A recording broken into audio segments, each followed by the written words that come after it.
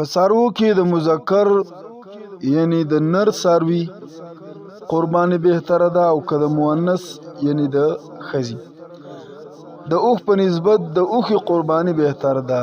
د نر اوښ په نسبت باندې د ښځې اوښې قرباني بهتره ده. د غوایي په نسبت د غوا قرباني بهتر ده او د سانډا په نسبت د میښې قرباني بهتره ده. همدارنګې که په قیمت او غوښه کې نر او ښځه څاروی برابر وي نو بیا د ښځې یعنی د مؤنث څاروي قرباني ډیره بهتره ده. یعنی په حیواناتو کې د ښځې قرباني د مؤنث قرباني بهتر ده ځکه د دې غوښه بهترینه وي. البته ګډ او چیلي چې خسي وي نو د دې قرباني د ګډي او چیلي نه بیا ډیره ښه ده او که خسي نه وي نو بیا د مؤنث څاروي قرباني بهتر